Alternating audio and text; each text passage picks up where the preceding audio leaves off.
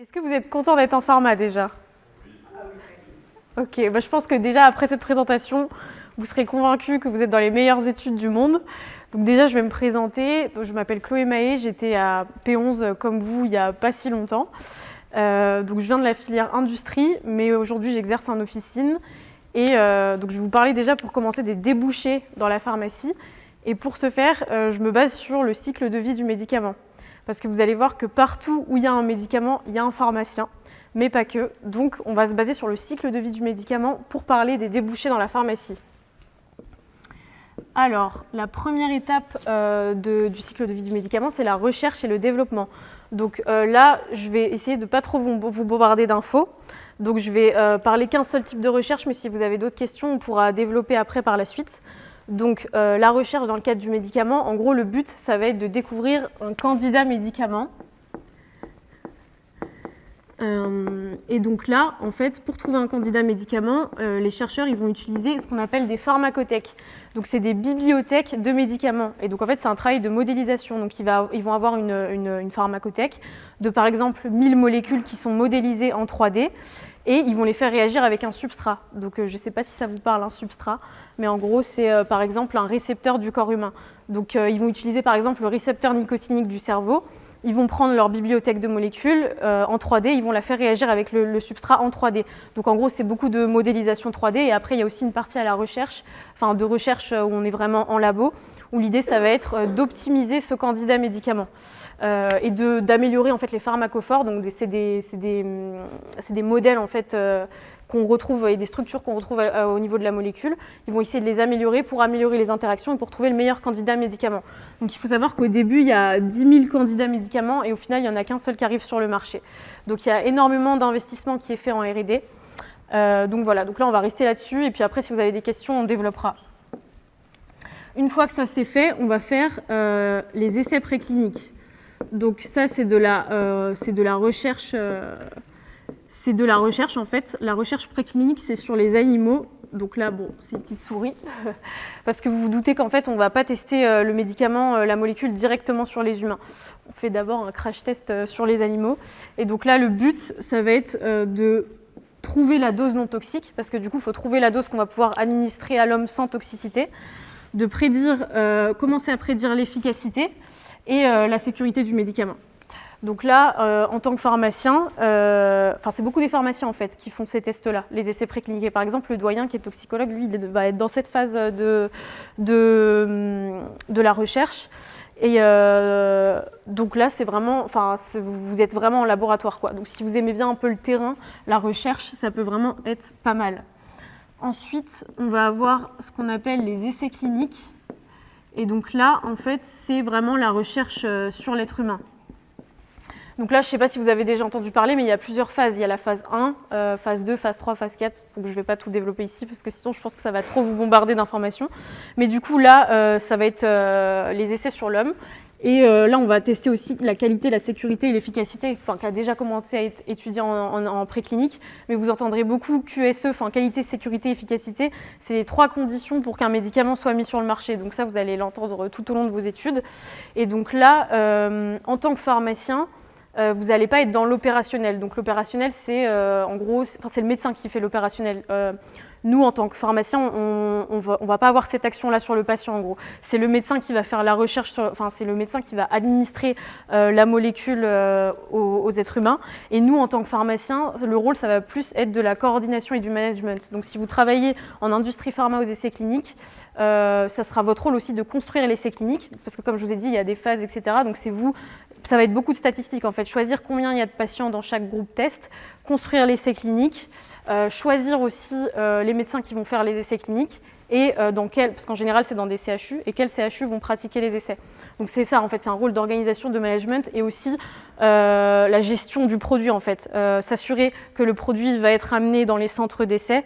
Vous allez voir aussi en tant que pharmacien, notre rôle c'est d'assurer la sécurité du médicament, le bon usage et l'approvisionnement. Ensuite, une fois que ça c'est fait, vous allez passer aux affaires réglementaires. Donc là, le but, de ce service, c'est d'aller chercher l'AMM, donc c'est l'autorisation de mise sur le marché. Donc comme je vous disais, un médicament, il ne peut pas arriver sur le marché s'il n'a pas d'AMM en fait.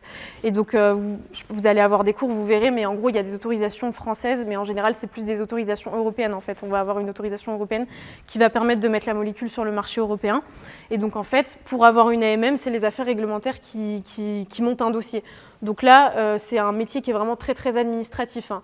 Donc le but, en fait, c'est de construire un dossier dans lequel on va reprendre les données des phases d'avant, donc préclinique, clinique, et de prouver en fait la qualité, la sécurité et l'efficacité du médicament. Et si le médicament, il est QSE, en fait, si on peut prouver qu'il y a une efficacité, qualité, efficacité, sécurité, là, il aura son AMM. Enfin, c'est plus compliqué que ça, mais vous voyez. Donc là, c'est très administratif. Donc si vous n'aimez pas l'administratif, c'est pas dans cette voie-là qu'il faut s'engager, quoi. Il y a d'autres rôles aussi en affaires réglementaires, mais pareil, si vous voulez, on pourra développer après. Une fois qu'on a l'autorisation de mise sur le marché, on va passer à la production, à la qualité. Donc là, voilà, je vous fais ça en cycle, mais il y a des étapes qui sont concomitantes. Hein. Donc la production et la qualité, comme son nom l'indique, l'idée, ça va être de produire le médicament en fait, de façon industrialisée. Donc là, ça va être comme une chaîne de production de voitures en fait. Vous allez avoir différentes étapes avec des machines. Et pareil là, et des contrôles qualité aussi, des contrôles qualité à chaque étape. Et donc là, en tant que pharmacien, c'est pareil, c'est plus du management en fait. C'est pas le pharmacien qui va être sur les machines en fait. Lui, il va contrôler que tout se passe bien en fait. C'est des techniciens qui vont manipuler les machines. Vous, en tant que pharmacien, vous allez plus être manager et manager des équipes. Donc ça aussi, c'est ça que vous allez voir, c'est qu'en tant que pharmacien, on est très rapidement propulsé à des postes de management en fait. Vous êtes cadre, donc vous êtes très rapidement manager, que ce soit à l'officine, en industrie ou à l'hôpital. Donc là, voilà, rôle de management. Et aussi, c'est seulement le pharmacien qui peut libérer des lots. Donc pareil, si vous êtes en industrie pharma, c'est pas pareil d'exercer dans un établissement de production et de qualité, parce que vous allez voir après en industrie, il y a des labos des sites où il n'y a que de la production et de la qualité, et des sites où il va y avoir les fonctions support. Donc les fonctions support, c'est par exemple les affaires réglementaires. Et donc c'est pas pareil d'exercer dans un labo, sur un site de production ou sur un laboratoire où il n'y a que les fonctions support. Parce que sur le site de production, il y a de la libération de l'eau, il y a des lots qui partent, donc c'est obligatoirement un pharamacien qui doit déclencher cette libération de l'eau. Et là, c'est le pharmacien responsable. Mais bon, là, je pense que je rentre un peu trop dans les détails.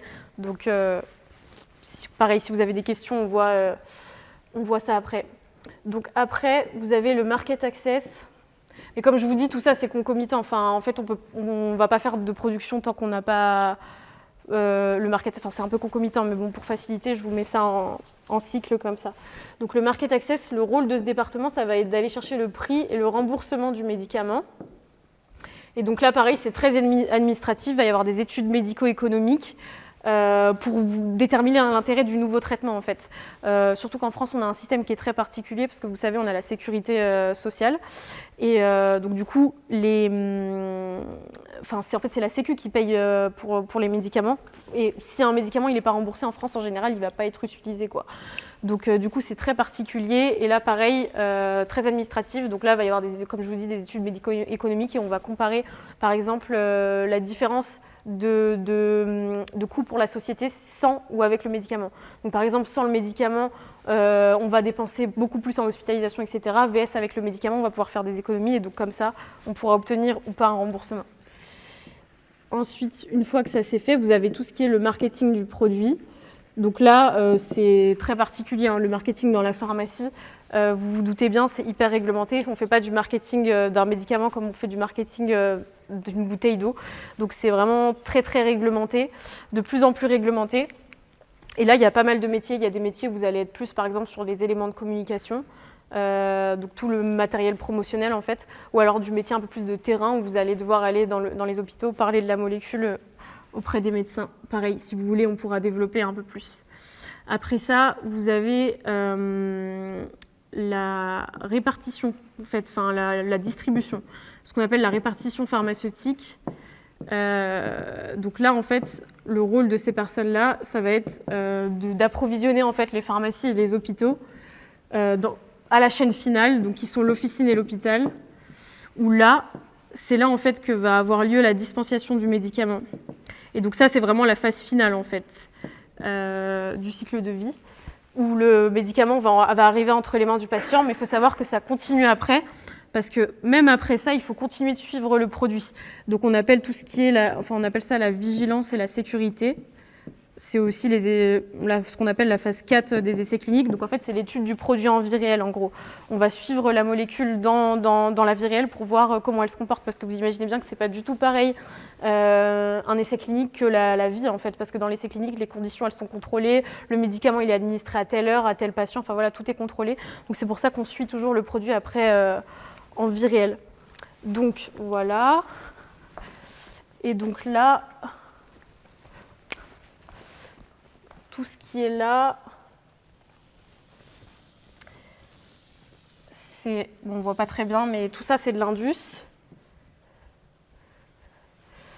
Après, donc vous avez l'hôpital qu'on peut développer si vous voulez, l'hôpital, l'officine. Et après, la recherche, c'est aussi bien industrie que hôpital, en fait. Ça, on peut y accéder via l'Indus ou l'hôpital. Donc voilà. Est-ce que déjà là, vous avez des questions? Est-ce que vous voulez qu'on développe une étape? Je ne sais pas s'il y en a qui veulent faire hôpital, par exemple. Tu veux faire hôpital? Et du coup, tu sais un peu comment ça se passe ou... Ouais, c'est ça, exactement. En gros, l'hôpital, tu vas avoir 2 voies, soit PH, soit BM. Et donc, en fait, pour faire la filière internat, tu es obligé de passer le concours. Je crois que c'est en 5e année. C'est en 5e ou 6e année le concours? C'est en 5e année. Ouais, voilà, donc tu passes le concours en 5e année. Et après, tu accèdes soit à BM, soit à PH. Et donc là, bon, bien sûr, BM, c'est très dur à avoir. En PH, il y a plein de possibilités. Tu peux faire plein de choses. Tu peux t'occuper de tout ce qui est stérilisation. Donc en gros, il faut savoir déjà comment ça fonctionne à l'hôpital. En gros, à l'hôpital, on a une pharmacie à usage intérieur. Donc en gros, ça ressemble beaucoup à une officine normale, sauf qu'il n'y a pas de patients en fait, vu que les patients ils sont dans les services à l'hôpital. Donc en gros, le rôle de la PUI, c'est de gérer la sécurité du médicament, le bon usage et l'approvisionnement de tous les services. Donc sans PUI, l'hôpital ne fonctionne pas en fait, parce que tous les médicaments qui sont envoyés dans les services, ils viennent de la PUI. Et donc là, tu peux t'occuper de la stérilisation. Donc en gros, ça va être le service qui s'occupe de la stérilisation de tout le matériel chirurgical. Parce que tu as du matériel chirurgical qui est réutilisable et non réutilisable. Donc la PUI s'occupe de stériliser tout le matériel chirurgical réutilisable. Et là, t'imagines, c'est une responsabilité de fou, parce que dès qu'il y a un problème, un problème bactériologique ou autre, en fait, c'est qu'il y a un problème au niveau de la chaîne de stérilisation. Donc là, gros enjeu. Donc là, pareil, en tant que pharmacien, tu vas être responsable, par exemple, de la sté. Et tu vas coordonner ton équipe de techniciens. Donc, tu vas avoir différents modes de stérilisation. Tu as de la stérilisation par la chaleur, aux infrarouges, etc. Donc, pareil, tu as des machines. Après, tu as la conciliation médicamenteuse. Donc, ça, en général, les étudiants, c'est ce qu'ils adorent. En fait, c'est de la pharmacie clinique. Donc, l'idée, ça va être de reprendre tous les traitements du patient et faire une coordination ville-hôpital. Donc, c'est essayer de voir tous les traitements qu'il a eu en pharmacie de ville. Et essayer de coordonner les deux, en fait, de ne pas faire des doublons entre ce que tu vas lui prescrire à l'hôpital et en ville, et essayer d'optimiser le traitement et d'éviter la iatrogénie. Donc la iatrogénie, c'est tous les risques liés aux médicaments. Donc ça, c'est en plein développement. C'est hyper développé au Canada. Je pense que vous le savez, au Canada, c'est carrément le pharmacien qui prescrit qui est avec le médecin, mais c'est le pharmacien qui prescrit. L'idée, c'est qu'on arrive à ça aussi en France. Par d'autres professionnels que j'ai pu interviewer, des doyens, ils me disent qu'on a à peu près 10 ans de retard sur le Canada, mais donc c'est en bonne marche. Et apparemment, là où c'est le plus développé en France, c'est Grenoble et Lyon. Donc si vous voulez faire de la conciliation, de la pharmacie clinique. Et après, voilà, ça dépend des endroits. Il y a des endroits où c'est pas du tout développé. Moi, je sais que à mon hôpital, en stage de 5, c'était pas du tout développé, la pharmacie clinique. Mais pareil, ce qui est bien à l'hôpital, c'est que si vous avez envie de porter un projet, c'est possible. En fait, si vous arrivez dans un hôpital et que vous avez envie de développer la pharmacie clinique, c'est possible. Donc c'est ça aussi qui est bien à l'hôpital, c'est qu'on peut être porteur de projet. Après, vous avez le service chimio. Donc là, c'est parce que c'est la pharmacie aussi qui prépare les chimios, les produits de chimio pour les patients qui ont le cancer. Donc pareil, tu peux travailler en chimio. Donc là, tu vas délivrer des lots. Pareil, c'est le préparateur plutôt qui va préparer. Et toi, tu vas délivrer des lots et faire du contrôle qualité. Et après, sinon, la BM, là, il y a plein de choses. La BM, tu peux faire de la bactério, de la viro, de la parasito. Et donc là aussi, c'est très intéressant. C'est une filière par laquelle tu peux accéder soit par médecine, soit par pharmacie. Donc c'est ça qui est bien aussi, c'est que pendant l'internat de biologie moléculaire, du coup, tu vas être avec des médecins aussi. Donc du coup, ça c'est pas mal parce qu'ils n'ont pas les mêmes connaissances que nous. Enfin, tu vois, ça permet d'enrichir le parcours. Et je crois que c'est 80% des diagnostics qui sont posés par la biologie médicale, donc c'est hyper intéressant. Par contre, en tant que pharmacien, tu n'auras pas le droit de voir des patients malades. Donc en gros, par exemple, si quelqu'un vient dans un service et que, par exemple, s'il a un parent qui a la drépanocytose et qui veut voir s'il est porteur sain ou pas, il va faire le test. Et donc toi, en tant que pharmacien, s'il est porteur sain, tu pourras le voir. Mais par contre, s'il est malade, c'est le médecin qui doit annoncer. Donc voilà, après tu peux travailler aussi en laboratoire d'analyse privée. Donc là, tu peux voir des patients, tu peux faire des prélèvements. Donc voilà, c'est ça aussi qui est génial en tant que pharmacien, c'est que tu peux exercer dans le privé et dans le public, que ce soit à l'hôpital ou en industrie. Bon, à l'officine, du coup, c'est mixte un peu, vu qu'on deal avec la Sécu, mais en soi, on est un commerce privé. Mais du coup, tu peux aussi travailler en agence, quoi. Donc là, tu peux travailler dans des laboratoires privés.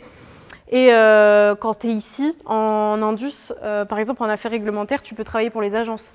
Donc tu peux travailler pour la NSM, tu peux travailler, mais même pas qu'en affaires réglementaires. Hein. Là, votre doyen, là, qui est toxicologue, il a travaillé pour la NSM, l'OMS.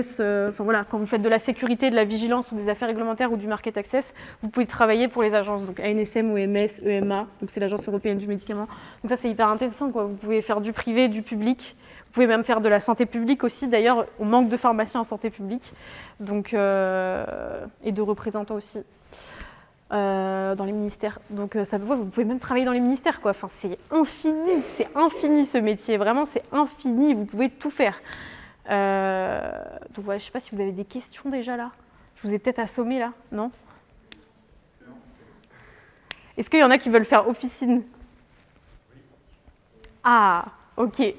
Bon, on va parler un peu de l'officine du coup. Donc moi, comme je vous disais, j'étais en Indus de base, mais là, j'exerce en officine. Donc déjà, je vais vous parler un peu du contexte de l'officine. Je pense que vous connaissez, vous savez, il y a une énorme pénurie de pharmaciens et de préparateurs.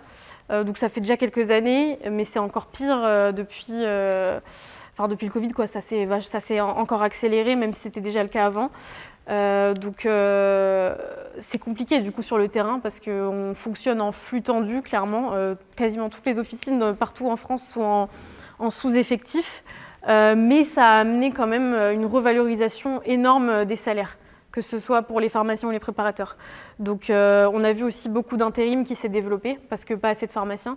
Donc les salaires clairement ils se sont envolés et ils font voilà, moi quand j'ai quitté Paris là, les boîtes d'intérim, c'était du 30 € de l'heure pour un pharmacien. Là, c'est passé à 34.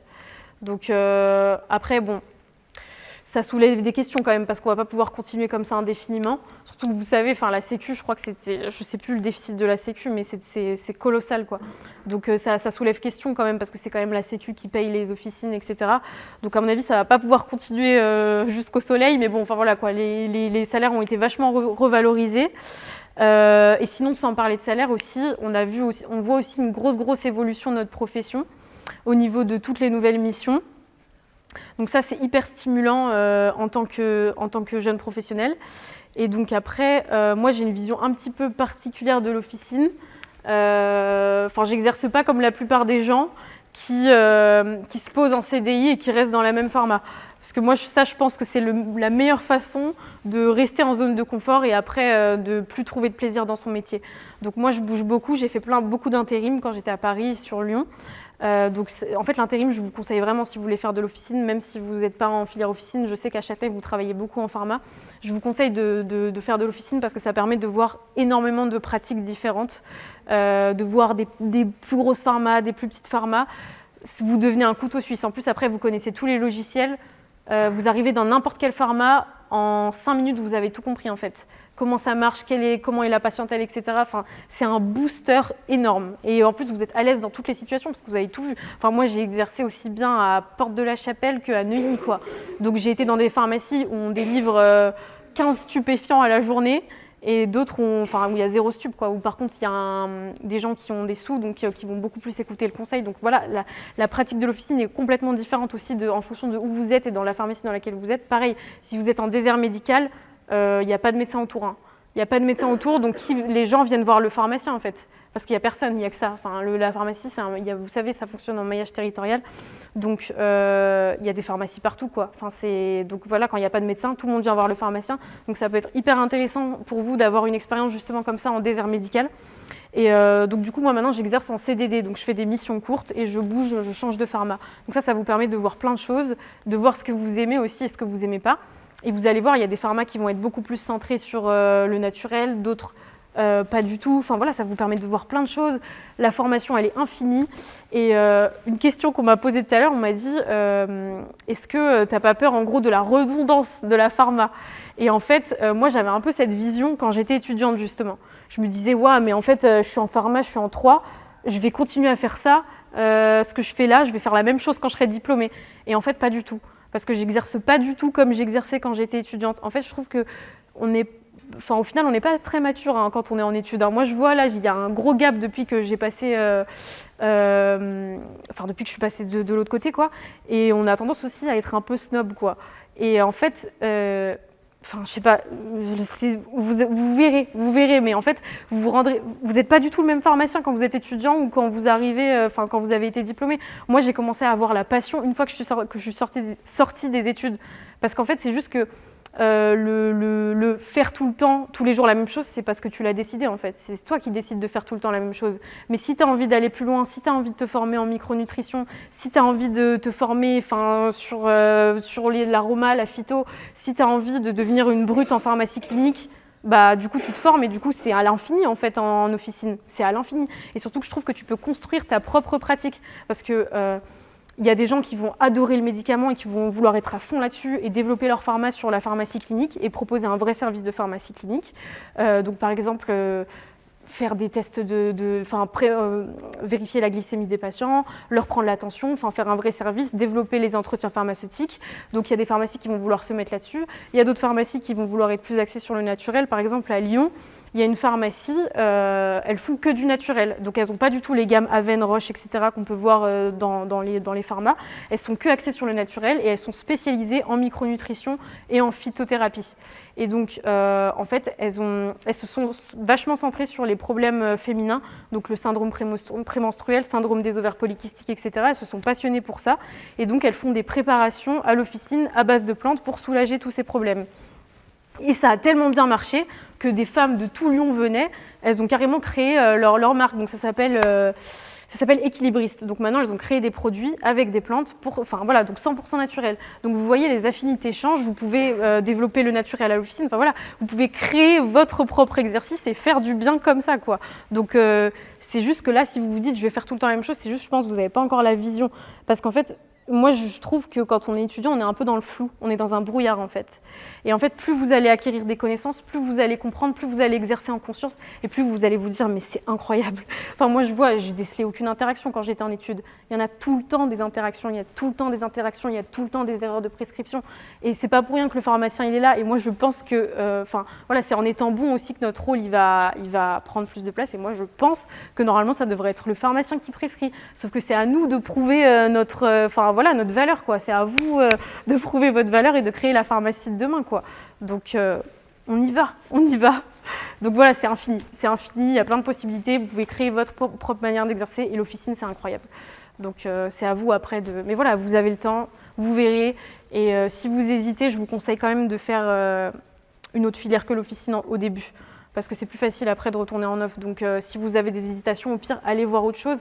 Et parfois, ça fait du bien de s'aérer. Moi, je sais que c'est aussi ça aussi qui m'a permis de voir clair. Aérez-vous, changez de trucs. Et après, quand vous reviendrez, vous aurez peut-être les idées plus claires.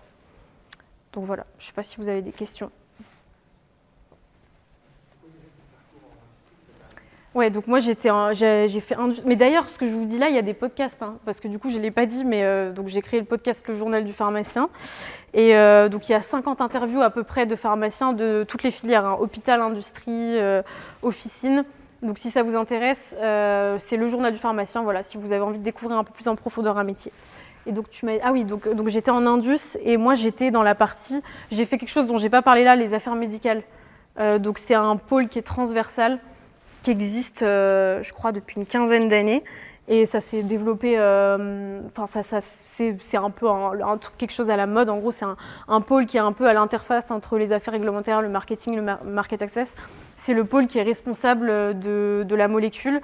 En gros, c'est des experts des essais cliniques. Ils doivent connaître par cœur leurs produits et les essais cliniques, et ils doivent être en capacité d'apporter une réponse aux médecins. Donc, en gros, le marketing, eux, ils ont le droit de faire de la promotion auprès des médecins, mais comme je vous disais, c'est très réglementé. Et la différence entre le marketing et les affaires réglementaires, c'est que le marketing, il va pouvoir être proactif et aller voir le médecin, alors que les affaires réglementaires, c'est l'inverse. Eux, ils sont sollicités par le médecin qui a des questions sur une molécule. Donc, ils n'ont pas le droit de faire de promotion, en gros. Eux, ils sont sollicités par les médecins et ils répondent aux questions sur la molécule, sur les essais cliniques. Donc, moi, je faisais des affaires réglementaires. J'étais dans le DM en plus, moi, parce que oui, là, je vous ai parlé du médicament, mais il y a tout ce qui est dispositif médical. Je vous dis, c'est infini. Il y a même des gens qui travaillent sur... qui vont dans le veto, après. Dans le vétérinaire, ou vous pouvez travailler dans l'agroalimentaire. Enfin, c'est un truc de fou, pharma. Hein. Vous pouvez tout faire, tout faire. Si vous êtes curieux... Non, vous ne pouvez pas ne pas vous plaire en pharma, c'est impossible. Il y a trop de possibilités, c'est infini. Vous pouvez même faire des doubles diplômes école de commerce, c'est ce que j'avais fait du coup. J'avais fait un double diplôme à l'EMU. Vous pouvez faire ingé aussi. Enfin, vous pouvez faire pharma ingé. Enfin, et puis au pire, même si ça ne vous plaît pas, il y en a qui après font du marketing, font une école de commerce et restent dans le marketing. Il y en a même qui font de la finance, il y en a qui font du conseil. Enfin, c'est infini. J'en découvre tous les jours. Il y a même possibilité de faire pharmacie police scientifique, j'ai appris. Bon, ça, c'est très rare, hein, par contre. Mais vous pouvez même aller dans la police scientifique, quoi. Enfin, vous pouvez tout faire en tant que pharmacien. Et aussi, je trouve qu'on a on a des cerveaux qui fonctionnent bien, quoi. On comprend vite les choses, on est polyvalent. Donc, vous pouvez tout faire. Vous retomberez toujours sur vos pattes. Comment vous avez eu l'idée de faire votre podcast Franchement, c'est venu un peu comme ça. C'est venu un peu comme ça. En gros, en lisant un livre où il parlait où il disait que si tu veux avoir de l'impact entre guillemets dans ton industrie et faire des projets qui ont du sens, il fallait déjà faire un réseau, en gros, te construire un réseau. Et donc je me suis dit, et il parlait justement du podcast, il disait que c'était un bon moyen de commencer à créer un réseau. Et donc le livre c'est KPI, c'est Key Person of Influence. Et du coup, je me suis dit, je vais faire un podcast. Et après, je me suis dit, mais qu'est-ce que j'ai à raconter? Moi, en tant qu'étudiante, je ne sais rien. Qu'est-ce que j'ai à dire? Et en fait, je me suis dit, c'est pas grave, je vais faire parler des gens, je vais interviewer des pharmaciens.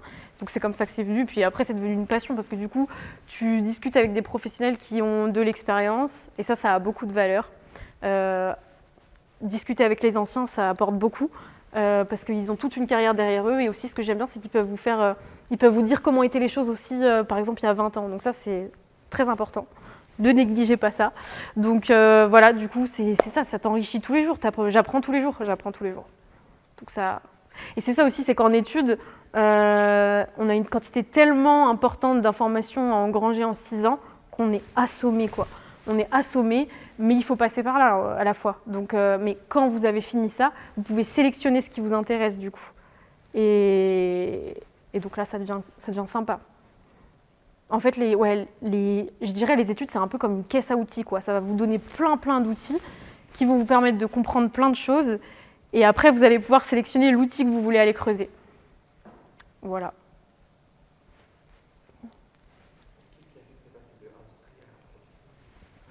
Je suis passée en officine parce que, en fait, je me retrouvais pas en industrie, ça me correspondait pas, parce que c'est quand même beaucoup administratif, donc tu es beaucoup derrière ton ordinateur, et en fait, je me suis rendu compte que ça me correspondait pas. L'officine, ça correspond complètement à mes valeurs, qui j'ai envie d'être, qui je suis. Donc ça aussi, je pense que c'est des questions importantes à vous poser pour choisir la filière, mais surtout pour choisir votre métier plus tard. C'est quelle vie vous avez envie d'avoir, parce que ça aussi c'est important. Vous n'allez pas avoir la même vie si vous travaillez en officine ou en industrie, parce que comme je vous disais, en officine, là avec les CDD, etc., il y a des opportunités pour vraiment choisir un peu votre emploi du temps. Moi je sais que par exemple, je travaille 3 jours par semaine en fait, et à côté je fais mon podcast et j'ai d'autres projets en fait. Et donc ça c'est possible parce que je suis en officine. Et le Tour de France que j'ai fait, c'est aussi possible parce que j'étais en officine, en CDD. J'ai calculé exprès pour pouvoir arrêter mon CDD, pouvoir partir en Tour de France. En Indus, j'aurais pas dit salut les gars, je m'en vais 3 mois. Enfin, c'est possible dans les grosses entreprises de faire ça, mais ça aurait été moins facile, quoi. Là, je peux choisir mon emploi du temps, je peux dire je suis disponible 3 jours, je peux faire des contrats courts, donc ça veut dire qu'à la fin de mon contrat, si j'ai envie, je peux m'arrêter. Comme je vous ai dit, les salaires, ils ont explosé, donc on peut avoir un confort de vie. En plus, moi, maintenant, je suis partie en province, donc du coup, le confort de vie, il est bien meilleur. À Paris, c'est compliqué, hein. Enfin, même avec un salaire élevé, c'est très, très compliqué d'être à l'aise, hein. Alors qu'en province, les salaires, ils sont élevés aussi, parce que du coup, sinon, ils ne trouvent personne. Donc, vous avez le même salaire qu'à Paris, mais avec des loyers qui sont beaucoup moins chers. Donc, hyper intéressant. Qualité de vie aussi incroyable. Donc voilà, du coup, en fait, ça allie tout, quoi. Ma soif d'apprendre, mon envie d'avoir de l'impact, parce qu'à la base, quand même, si j'ai fait des études de santé, c'était quand même pour avoir un impact sur la vie des gens, quoi, apporter du mieux-être. Donc ça coche toutes les cases, quoi. Apprentissage, faire du bien, gagner quand même un salaire confortable, et en plus pouvoir parcourir la France grâce à mon métier, du coup, parce que je déménage tout le temps. Donc c'est incroyable. C'est officine incroyable. Et donc on ne se rend pas forcément compte de ça quand on est étudiant, mais voilà, faut se poser cette question de savoir quel style de vie vous voulez avoir, quel type d'emploi du temps, parce que quand vous êtes en indus, globalement, en fait, en gros, l'industrie, ça fonctionne comme à la fac. Vous avez des gens qui bossent comme des brutes et d'autres qui font rien. Donc, si vous voulez monter si vous voulez avoir des postes à responsabilité, vous allez être dans la case de ceux qui charbonnent en fait et qui travaillent 60 heures par semaine, voire plus. Donc, si vous voulez monter en grade, en plus, il y a beaucoup de pression quand même en industrie. Donc, va falloir beaucoup travailler, avoir de la pression, parce qu'après, quand vous êtes manager, vous devez gérer des gens. Ça, c'est ce qu'il y a de plus compliqué, hein, de manager des gens. Voilà, quoi. Enfin, moi, ça ne me correspondait pas, quoi. Moi, en plus, quand tu es en CDD, en officine, du coup, j'avoue, tu n'as un peu que les bons côtés, tu vois. Genre, tu as moins de responsabilité. Enfin, tu as une grosse responsabilité qui est ta responsabilité envers les patients. Mais du coup, par exemple, j'ai pas de responsabilité. Par exemple, en officine, normalement, tu gères des marques. Tu as ton labo attitré, tu vas gérer Aven, tu vas gérer Roche. Je fuis ça. Donc, mais après, peut-être ce sera pour plus tard, tu vois. Mais pour l'instant, moi, ce qui m'intéresse, c'est les patients surtout. Donc, ça me permet aussi de me concentrer sur ça, quoi. Sur les patients. Donc voilà, du coup c'est important je pense de se poser la question de quel style de vie vous voulez, combien d'heures vous voulez travailler, dans quelles conditions et aussi où est-ce que vous voulez être en localisation, quoi. Ça rentre vachement en compte, c'est pas que qu'est-ce que j'ai envie de faire, c'est aussi comment j'ai envie de le faire, quoi. Donc voilà.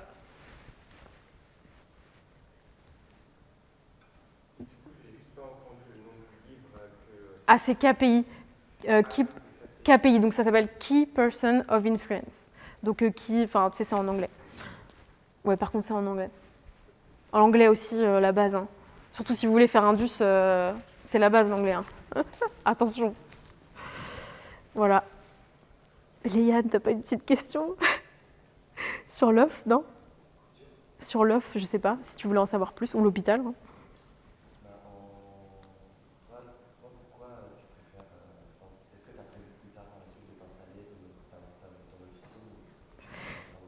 Je sais pas. Pour l'instant, non. Pour l'instant, non, mais tu vois, avant, je disais, je ferai jamais off, tu vois. Je disais, j'irai jamais en officine, et au final, je suis en officine et je suis plus passionnée que jamais. Donc, je sais pas. Mais là, les freins que je pourrais voir à l'installation, c'est cette pénurie, tu vois, la pénurie de pharmaciens préparateurs. Quoique, en vrai, si tu payes, tu trouves. Mais il faut avoir la possibilité de payer, quoi. Donc, c'est pas toutes les pharmacies qui peuvent se permettre de lâcher les salaires qui sont aujourd'hui. Donc, ce serait ça les freins, quoi. La pénurie et aussi gérer des trucs que j'ai pas envie de gérer, genre la compta. Enfin, moi, ce qui m'intéresse vraiment, c'est les patients en soi, tu vois. C'est le management d'équipe, tous ces trucs, ces lourdeurs. Je suis pas prête pour ça pour l'instant. Donc déjà, si je m'installais, je pense que ce serait en association. Puis même, je te dis, pour l'instant, j'ai envie de profiter, j'ai envie de voir plein de choses. Comme je te disais, tu as l'opportunité aussi d'aller dans des déserts médicaux, tout ça. J'ai envie de voir plein de choses et après, on verra. On verra. Voilà. Oui. Ouais, j'aimerais bien aller voir aussi un peu ailleurs. Donc dans les DOM. Mais il y a la Suisse aussi. Tu peux aller très facilement en Suisse. Donc c'est ça aussi qui est incroyable, c'est que vous pouvez aussi aller en Europe. Hein. Votre diplôme, il est valable en Europe. Donc dans les DOM, c'est la facilité parce que c'est la France.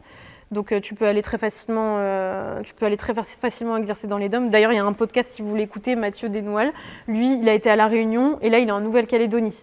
Donc incroyable quoi. Enfin, il vit sa best life. Je vous dis, c'est incroyable. C'est ça, c'est que tu vis tes rêves quoi. Tu vis ta vie en même temps que t'exerces. Moi, j'ai même pas l'impression de travailler. En fait, je suis tellement passionnée que j'ai même pas l'impression de travailler quand je suis à l'officine. Donc ouais, tu peux aller dans les DOM et en plus ton diplôme il est reconnu en Europe. Donc la Suisse c'est facile parce que c'est juste à côté. Donc voilà, c'est ça aussi qui est incroyable. C'est magnifique, meilleur métier du monde. Quel aspect de l'officine t'aimes bien pratiquer? Bah c'est ça, c'est être en contact avec les patients. Ah moi, mes phytoaromas, enfin micronutrition, enfin tout ça, toutes les pratiques naturelles en gros. Donc phytoaroma, mais phytoaroma c'est un peu la même chose quoi, c'est les plantes en gros, et la micronutrition. Mais je suis intéressée aussi par le médicament, enfin, tu vois, moi j'ai du mal à me fixer, j'aime tout, j'ai du mal à me fixer, donc c'est infini, tu peux tout faire en neuf, mais plus pratique naturelle quand même. Donc voilà. Je sais pas là, ah ouais purée, ça a été rapide, hein. J'ai pris le TGV. Bah voilà, n'hésitez pas si vous avez d'autres questions. Et puis après, sinon, ouais, vous pouvez écouter le podcast hein, si vous voulez en savoir plus sur un métier. Il y a plein de podcasts dispo. Même vous pouvez me contacter, il n'y a pas de problème quoi. Donc, voilà.